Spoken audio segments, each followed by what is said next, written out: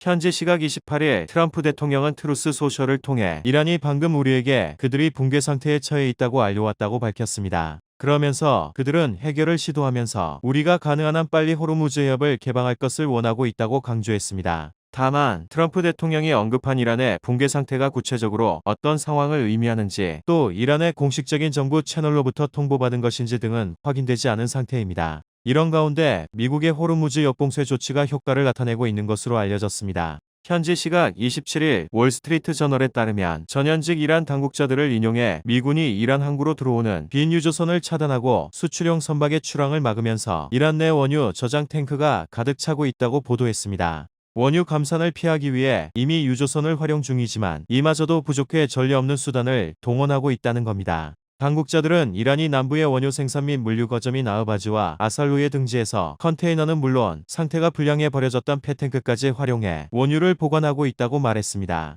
트럼프 대통령의 호르무즈 역봉쇄 조치로 사실상 이란 경제가 아사 상태에 놓이면서 미국과 이란의 휴전 협상에서 주도권을 가져오려는 트럼프 대통령의 전략이 효과를 내고 있는 것으로 보입니다. 현지 시각 28일 이스라엘군은 레바논 남부 칸타라 마을에서 헤즈볼라의 대형 공격용 터널 2곳을 발견해 폭파했다고 밝혔습니다. 이스라엘은 해당 터널이 이란의 직접적인 지도로 건설됐다고 했습니다. 이번 작전에는 450톤의 폭발물이 동원된 것으로 알려졌습니다. 터널은 약 10년에 걸쳐 지하 약 25m 깊이에 구축됐으며 이란 정권의 자금 지원 아래 헤즈볼라의 갈릴리 점령 계획의 목적으로 건설된 것으로 전해졌습니다. 두 터널은 서로 인접해 있으나 연결돼 있지는 않으며 총 길이는 약 2km에 달하며 이스라엘이 지금까지 레바논 남부에서 발견한 지하 시설 가운데 가장 긴 규모입니다. 이스라엘군은 이 시설들이 2024년 전투 당시 라브 알 팔라신과 마이스 알자발 지역에서 확인된 지하 터널망의 일부라고 했습니다. 이스라엘군은 헤즈볼라가 지하 땅굴에 수백 명의 군을 집결시킨 뒤 이스라엘 마을을 공격하기 위한 출격 거점으로 활용하려 했던 것으로 보고 있습니다. 터널 내부에는 요원들의 장기간 체류를 위한 다수의 무기와 생활 장비가 있었고 한 터널에는 2층 침대 여러 개가 놓인 방 10여 개가 갖춰져 있었습니다.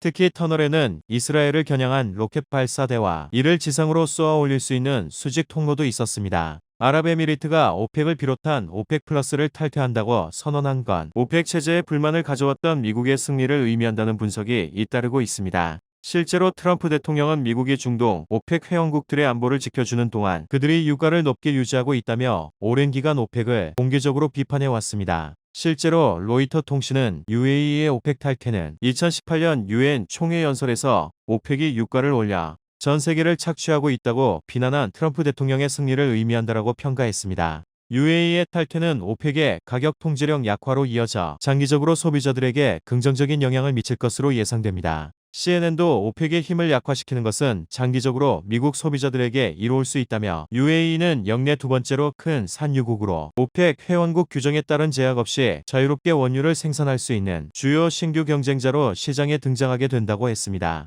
이번 사태는 미국 에너지 전략에 분명한 긍정 요인으로 작용할 수 있습니다. 오펙의 결속이 약화되면 국제 유가의 상방 압력이 완화되며 이는 미국 내 휘발유 가격 안정으로 이어질 가능성이 큽니다. 동시에 UAE의 증산 확대는 공급 다변화를 촉진해 시장 경쟁을 강화하고 미국 셰일 업계에도 유리한 환경을 조성할 수 있습니다. 결과적으로 에너지 비용 부담이 낮아지면서 소비와 산업 전반에 긍정적인 파급 효과가 기대됩니다. 현지 시각 27일 마코 루비오 미국 국무장관은 폭스뉴스와의 인터뷰에서 호르무즈 해협은 국제수로라며 이란이 누가 국제수로를 이용할 수 있는지 이용하기 위해 얼마를 내야 하는지 결정하는 체제를 일상화하는 것을 우리는 용납할 수 없다고 했습니다. 루비오 장관은 그 이란인들은 다시 다른 이란인들과 협상해야 하고 무엇에 합의할 수 있을지 그들이 무엇을 제안할 수 있는지 어디까지 할 수 있는지 심지어 누구를 만날지까지도 내부 협의를 거쳐야 한다고도 했습니다. 그러면서 이란이 현재 심각한 경제난과 군사시설 파괴로 어려운 상황에 놓여 있기 때문에 미국과의 합의 도출에 진지하다고 강조했습니다.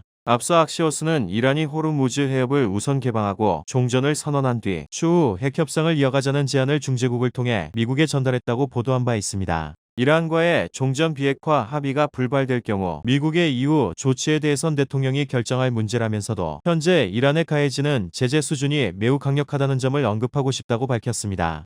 이어 이란에 가해지는 압박이 상당히 크고 그 압박을 더 강화할 여지도 있다고 본다고 말하며 추가 군사작전 움직임에 관한 가능성도 열어뒀습니다. 현재 중동에는 미 해군 항공모함이 3척이 집결해 있어 전운이 다시 고조되고 있습니다. 현지 시각 26일 트럼프 대통령은 폭스뉴스와의 인터뷰에서 미국 협상 대표단을 여러 시간이나 여행하게 해서 보내지 않을 것이라고 밝혔습니다. 트럼프 대통령은 이란과의 전쟁에 대해선 우리는 훌륭한 성과를 냈으며 큰 승리를 거둘 것이라며 이란이 똑똑하게 행동하기를 바라지만 그렇지 않더라도 우리는 어쨌거나 이길 것이라고 강조했습니다. 또 트럼프 대통령은 자신이 호르무즈 해협 및 태평양 등 다른 해역에서 미 해군에 지시한 이러한 연계 선박에 대한 봉쇄 조치가 믿을 수 없을 정도로 효과적이라며 그들은 더 이상 많은 돈을 벌 수 없다는 뜻이라고 했습니다. 그러면서 막대한 석유가 쏟아지는 송유관이 있을 때 어떤 이유로든 컨테이너나 선박에 계속 실을 수 없어 그 라인이 막히게 되면 그 관은 기계적 요인으로 지하에서 내부 폭발하게 된다. 실제로 그들에게 일어난 일이며 봉쇄로 인해 그들에게는 선박이 없다 했습니다.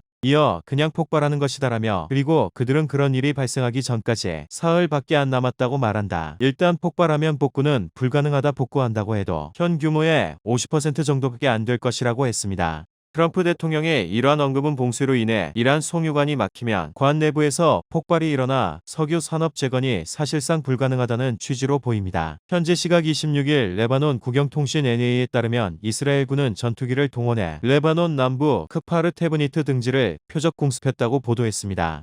NAA는 이스라엘의 공습으로 최소 1명이 죽고 3명이 부상했다고 밝혔습니다. 헤즈볼라 역시 이날 레바논 남부에 주둔 중인 이스라엘군을 겨냥해 자폭 드론 폭격을 가했는데 이스라엘군은 폭격에 여파로 병사 1명이 죽고 6명이 부상했다고 밝혔습니다. 또 헤즈볼라는 이스라엘 북부를 겨냥해서도 무인기를 날려보냈는데 헤즈볼라가 날려보낸 세대의 드론은 국경을 넘기 전 서부 갈릴리 인근 상공에서 모두 격추된 것으로 알려졌습니다. 헤즈볼라는 이스라엘군이 레바논 남부에 투입한 지상군 병력을 유지하는 것 자체가 휴전 위반이라고 주장하며 지난 18일 휴전 발효 이후 지속해서 이스라엘과 제한적인 무력 충돌을 이어왔습니다. 이런 가운데 네타냐후 이스라엘 총리는 헤즈볼라의 행보가 휴전 합의를 위협한다면서 군사작전을 예고했습니다. 네타냐후 총리는 주간 강요회의 모두 발언을 통해 헤즈볼라의 휴전 위반 행위들이 실질적으로 휴전 합의를 해체하고 있다는 점을 분명히 알아야 한다고 강조했습니다. 또 이스라엘은 휴전 기간에도 헤즈볼라의 위협에 대응할 수 있는 권리가 있다면서 우리는 미국 그리고 레바논 측과도 합의된 조항에 따라 강력하게 행동하고 있다고 했습니다.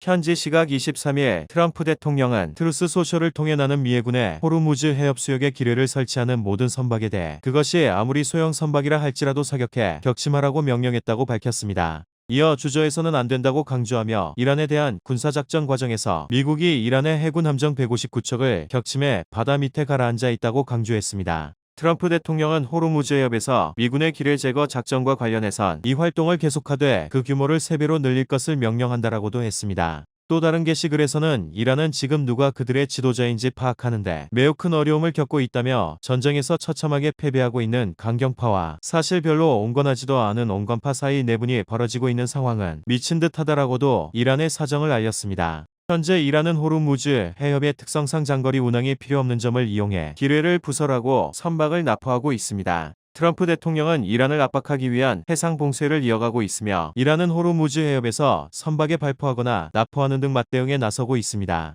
이란은 미국의 해상 봉쇄와 위협이 협상을 가로막고 있다고 비판하고 있고 미국은 봉쇄를 유지하겠다는 입장을 재확인하며 기뢰, 부설 선박 격침 방침까지 밝히는 등 강경 대응을 예고해 긴장이 고조되고 있습니다.